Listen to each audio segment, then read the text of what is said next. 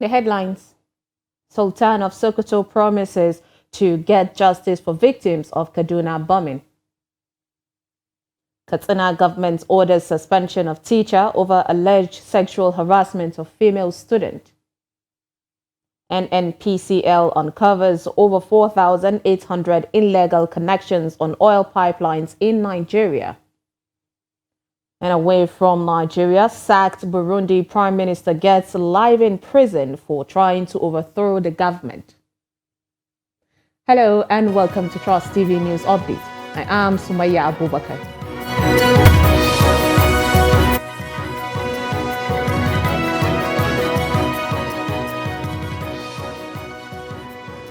Now the details. Let's begin with the Sultan of Sokoto, Muhammad Saad Abubakar, the third justice for the victims of the military airstrike that killed over 100 people in Tudunbiri village of Igabi local government area of Kaduna State.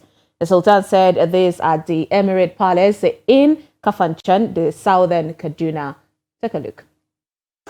Reflecting on the incident that happened at Tudunbiri in Igabi local government area of Kaduna State, where dozens of people lost their lives, the Sultan urged the people to remain calm, assuring that they will ensure justice is done to victims of the attack.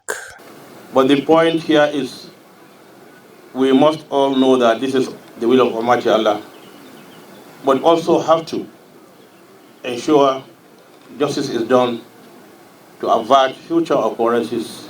We will pressure the government of President Bola Ahmed Tinubu to ensure that a very detailed and thorough investigation has been carried out to ascertain exactly what happened that Sunday, so that at least people will have rest of mind that knowing what really happened.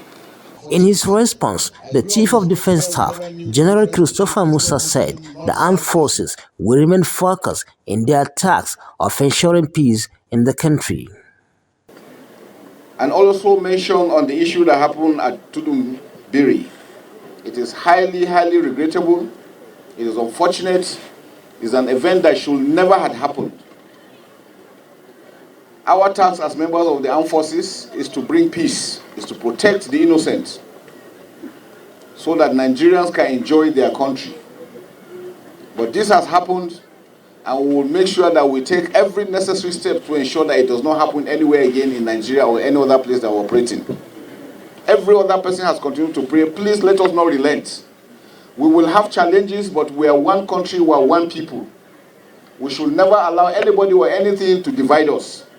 Division is not what we stand for. We stand for unity, faith, and justice. Sultan also pledges to support the Chief of Defense Staff to ensure peace in the country. And I believe we have been working closely, and I want to assure you we will work much closer with him as Chief of Defense Staff to bring solutions to the numerous problems facing this country. I mean, security solutions.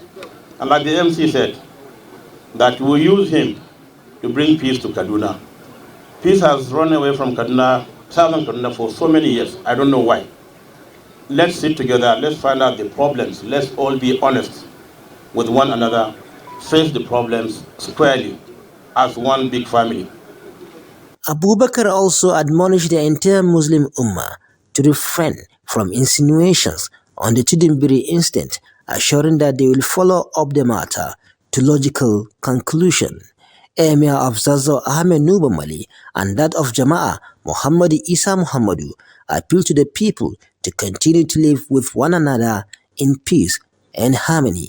Special prayers were also offered at the Jama'ah Jumma'at Mosque for the repose of the souls of the victims of Kurmimbiri incidents.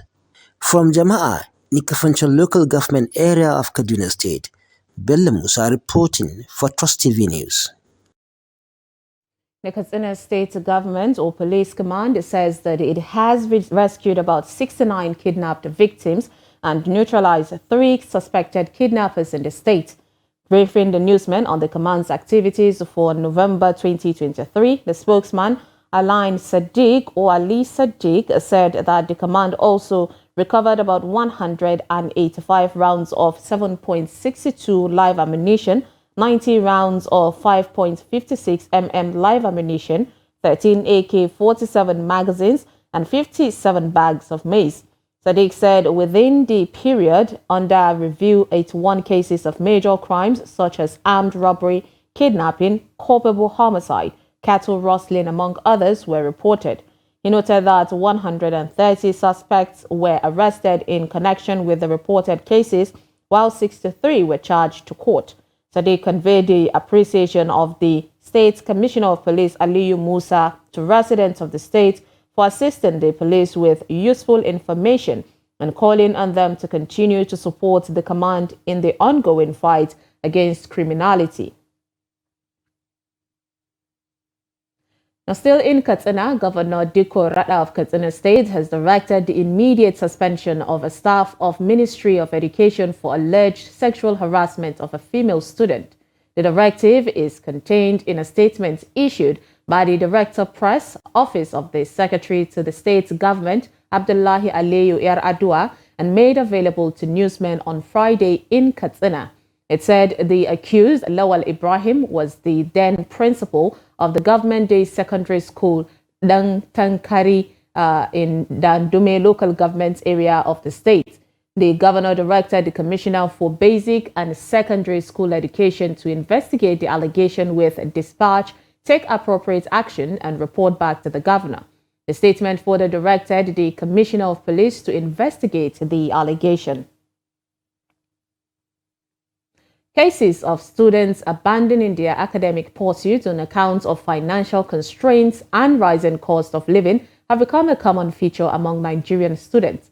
In this special report, Rahma Dokaji tells the story of Aminu Abdul Rahman, a passionate student of English education at the Yusuf Maitama Sule University, Kano, who had to make the difficult decision of leaving university due to financial constraints to shoulder the responsibility of caring for his aging father and younger sisters.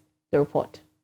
Aminu's dreams were shattered not due to a lack of passion or potential, but because he couldn't afford to continue his education after the death of his mother, who was his sponsor. Aminu shared his story, shedding light on the struggles faced by countless young people in similar circumstances. According to him, their dreams and ambitions are stifled by circumstances beyond their control. I would like to get a job, for example, any kind of job. I'm capable to do it, just to be dependent on myself, take care responsibility of my father, my sisters, and I wish to take my education, just go further, as I said before. This is some of my goals in my life. Experts in the field of education, such as Professor Ahmad Muhammad Soni of the Department of Economics, Bayero University, Kano, emphasizing the long-term consequences of interrupted education, stressing the significance of education in national growth, innovation, and competitiveness. He also highlights the challenges faced by interrupted students in finding suitable employment, excavating the issue of underemployment. 900 billion naira has been earmarked for student loan in the 2024 budget, raising the hope of students like Aminu, whose ambition is to acquire a university degree no matter the setbacks. Rahima Shehudu Kaji, Trust TV News, Kano. Ahead of the Christmas festivities, the police in Imo State is fast-tracking security measures to guarantee a hitch-free celebration for the residents. Now, the police gave the public assurance while parading suspected ESN and IPOB members arrested in connection to kidnapping activities in the state. Trust TV's Ajibade Praise reports. Speaking at the command's headquarters on Monday, shortly after the operation was carried out, the CP opined that it was yet another huge success recorded by the operative of the anti-kidnapping unit of the command, as they successfully dislodged these dangerous men from their criminal hideouts. The suspects, numbering 17 in number, are between the ages of 18 and 28 years old.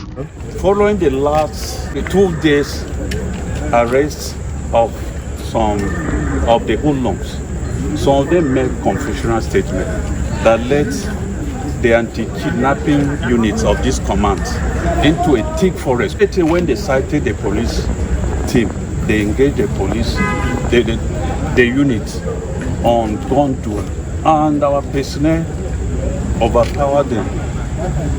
It led to the arrest of 17 hoodlums, and they recovered arms.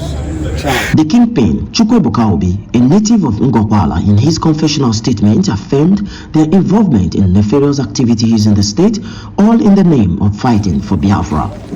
As the Eastern Security Network, we fight for Biafra, fight for freedom, and some other illegal activities. Like what and what? Like fighting against the Nigerian police in Igbo land. The suspect also made some shocking revelations on how they have been attacking police stations and killing policemen in their state. You told me you fight against police, yes, and you are aware police have been dying in these states as a result of attacks here and there. So yes. Tell me.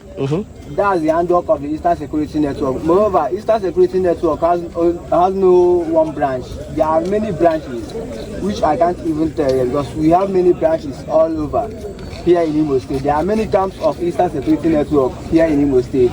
Okay, your own camp. Have you people attacked police before? Your own camp? Yeah. Yes, sir. In Oboro police station, sir. What and what did you do there? We went there to attack some policemen, sir. So on the process, after the work, we lost one of our members.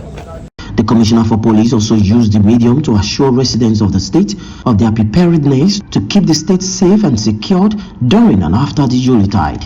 And I'm appealing to Imolites in and out of this country. They are free to come to Imo and celebrate their Christmas and New Year festival without any molestation. Thank you. Danjuma said all suspects will be charged to court to face the wrath of the law upon the completion of the investigation.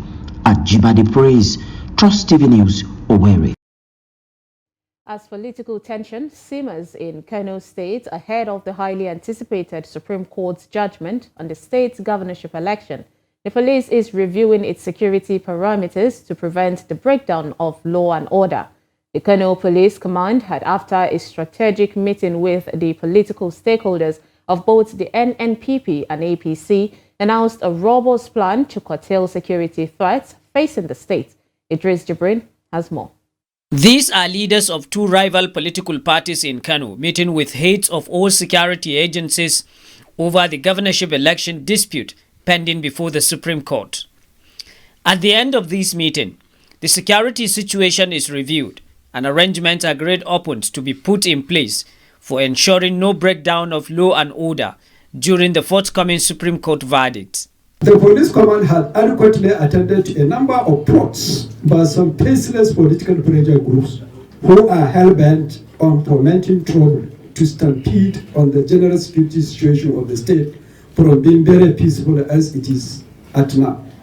However, we must appreciate and commend the leadership of both the New Nigeria People's Party, NNPP, and the All Progressive Congress, APC. Going forward, the police command is also embarking on general sensitization of all stakeholders, including religious leaders, community groups, and civil society organizations, among other concerned citizens in Kano. The command assures that no stone will be left unturned in ensuring peace and stability before, during, and after the Supreme Court verdict. The meeting addressed some emerging security concerns with the leadership of both the New Nigeria People's Party and the All Progressive Congress, APC. Some selected local government council chairmen. At the end of the meeting, all the stakeholders reiterated their commitment towards sustaining the peace accord signed. For these political leaders in Kano, peaceful coexistence in the state is not negotiable, as they reiterated their commitments towards sustaining the peace accord they earlier signed. We are proud to say that the security agency have never found us wanting in one thing or other. So thank you, the good people of Kano State, and thank you, the NNPP supporters of in Kano State, and even the opposition party, those that wanted to take our mandate through court, but God will not give them that power. Last month, there was a peace accord that was signed here. Without making emphasis, you know those who violated that peace. So I don't have to be making noise here, pretending to be what I am not, or pretending to be what APC is not. The appeal court in Abuja had earlier upheld judgment of the election tribunal, which affirmed the APC candidate Nasiru Gawuna as the duly elected governor of Kano State, a situation that led to protests and confrontation with the police across many parts of Kano State. Idris Jubrin, Trust TV News, Kano. You're watching News Update on Trust TV. Coming up, Nigerians express mixed views as internet fraud perpetrated by students reach new heights. These and more after the break. Stay with us.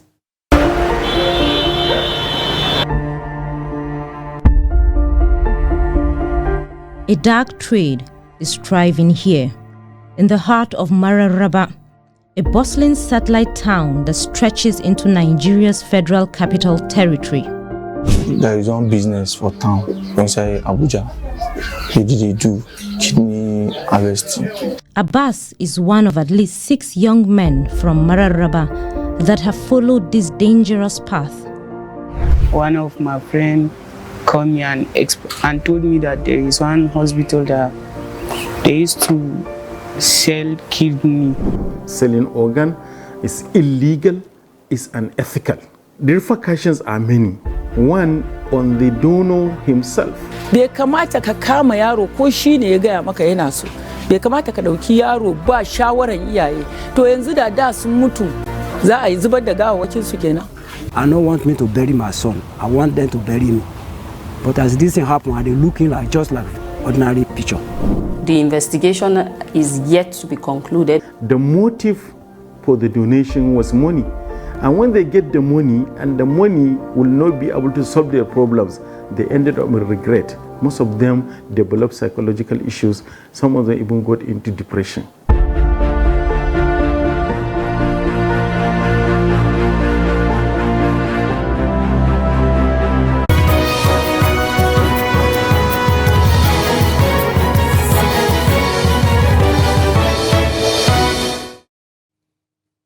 Welcome back. If you're just joining us, this is News Update on Trust TV. Here's a recap of our top stories. We brought you Sultan of Sokoto promises to get justice for victims of Kaduna bombing. And Katsina government orders suspension of teacher over alleged sexual harassment of female student.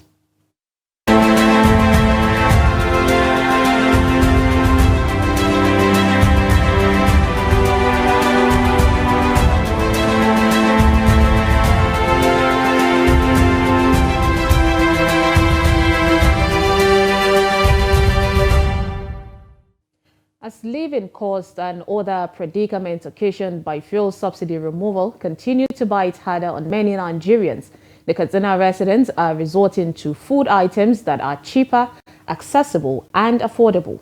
Residents rush to sweet potato sellers to purchase the commodity for meals, while others cook and sell to make ends meet. In Katsina, Abdullahi Yamadi has more on this report. Residents, especially low-income earners, make sweet potatoes one of their preferences. As the saying goes, a beggar has no choice. Many households resort to buying sweet potatoes, which is cheaper compared to other food items, to make meals as an alternative. The situation is no longer bearable. From these 700 naira potatoes, I rely for meal, and the leftover will be sold to meet other basic needs of my family. The price of everything has tripled without a corresponding increase in salaries and wages. I'm the breadwinner of my family. I can't afford other food items like rice, beans, yam, wheat, and others. As a low-income earner, I bought 400 naira potatoes for lunch, not knowing when and where the next meal will come from. That I left to Almighty Allah to provide. The price of sweet potatoes has gone up in recent days, largely due to increased demand and low supply of the commodity, a situation many attributed to cost of transportation on other farm inputs. Residents appealed to the state and the federal governments to, as a matter of urgency, rescue Nigerians from abject poverty and the persistent increase in the prices of essential commodities, and address further escalation of insecurity in the country.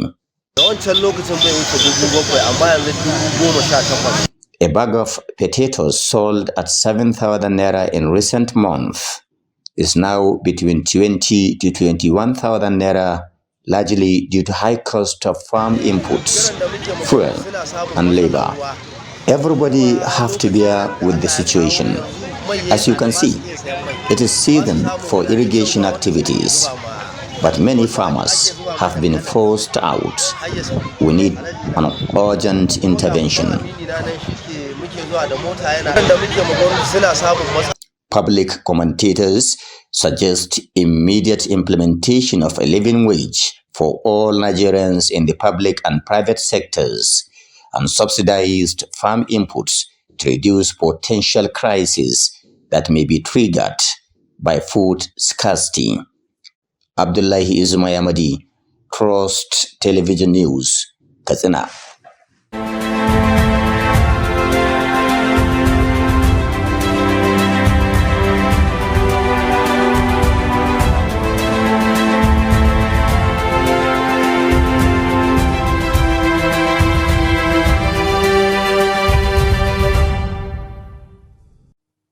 Nigeria's blemished international image has been linked to the growing phenomenon of internet fraud, which has become the preoccupation of some youths in the country.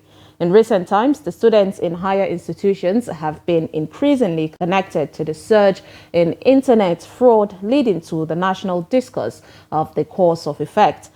Jimmy Adzade spoke to a cross-section of students in Makurdi, the Benue State capital. The report. Internet fraud, commonly known as Yahoo Yahoo, has become a scourge, undermining the integrity of Nigerian society, with thousands of youths caught in the web of the get-rich-quick syndrome. The Economic and Financial Crimes Commission recently arrested students across some states in the country for crimes related to internet fraud, a signal that the phenomenon is fast spreading in higher institutions. Some of the students who spoke to Trust TV News say the opulent lifestyle of some students on campus without known sources of income shows the prevalence of the phenomenon. The way students are doing on campus today is very alarming. You can look at during sign-outs when they are graduating, they will be spending more money. They bring out cars that are more expensive than even the lecturers. Majority of students who came from poor backgrounds, they do spend money on luxurious things. They do go outing with friends. They eat things, and they sometimes have accommodation where they know that the parents cannot even afford them. Other respondents say there is need for the authorities to conduct proper background checks on fraudsters who may not be students, so as to prevent stereotyping students who have no connection to internet fraud or scam. Majority of students are sponsored by themselves in school. Some are sponsored by their parents, and some have focus. For the fact that we have Yahoo boys now as students in universities, there are still majority of students that are taking care of all the school tuitions by themselves, and they are doing whatever thing concerning their academic purposes by themselves, and they still have focus. They don't do Yahoo. Any young person that is looking good, any young student that is looking good, dressing well, having some good kind of life, they feel like, as this Yahoo something is now rampant everywhere, when you are living well, it attracts their attention, thinking of how your income and how you are doing all these kind of things. There is a growing concern that Nigeria needs to check the excesses of youths with unexplained wealth, which has become the fuel to recruit more young Nigerians into the illicit practice. It's so pathetic that internet fraud, the so-called Yahoo internet fraud, is now the order of the day in our society, you see every young man, every young guy wants to be a Yahoo boy, make money from defrauding people. It's so sad and pathetic that that's the stage we are now. Yahoo boys have become a commonly used slang in Nigeria, and its popularity suggests it is a menace that will destroy the value system of the society if left unchecked, as security agencies continue to clamp down on individuals involved in the criminal act. Jimmy Azande, Trust TV News, Makurdi. The Group Managing Director of the Nigerian National Petroleum Company, NNPCL, Mele Kyari, has revealed that there are over 4,800 illegal connections on the company's pipeline nationwide. Kyari, who made the disclosure while appearing before the Senate Committee on Appropriation, apologized for his inability to appear before the committee earlier. The Group Managing Director of NNPCL, while reacting to the spate of crude oil theft in Nigeria, stating that between June to November 2023, the company has paid a total of 460 billion naira into the Federation account. Kyari maintained that the era of subsidy has gone for good, noting that before the end of the year, Port Harcourt and Warri refineries will be functional, while that of Kaduna will be up and running before the end of 2024. Earlier, the chairman of the Appropriation Committee, Adeola Olamilekan, informed the gathering that the Group Managing Director of NNPCL had tendered his apology for his failure to appear as scheduled, noting that the essence of the sitting was for the corporation to shed more light on its estimates for 2024. Away from Nigeria, Burundi's Supreme Court on Friday sentenced former Prime Minister Alain Guillaume Bunyoni to life imprisonment. He was convicted on charges including attempting to overthrow the government, illicit enrichment, and destabilizing the economy, a judicial source said. The former general, who was named PM in July 2020, was later dismissed in September 2022. His ouster came just days after President Evariste Ndayishimiye warned of a coup plot against him. The court sitting at the prison where Bunyoni was detained followed the prosecution's request. It also ordered the authorities to confiscate 4 houses and buildings, as well as a land parcel and 14 vehicles belonging to Bunyoni. Now, 5 others in the dock, including the 2 main co-defendants, a police colonel and a senior intelligence agent, received sentences ranging from 3 to 15 years. And with that, we wrap up News Update on Trust TV. Do not forget to follow us across all our social media platforms and join our YouTube live stream for more news programs and documentaries. I am Sumaya Abubakar. Thanks for watching.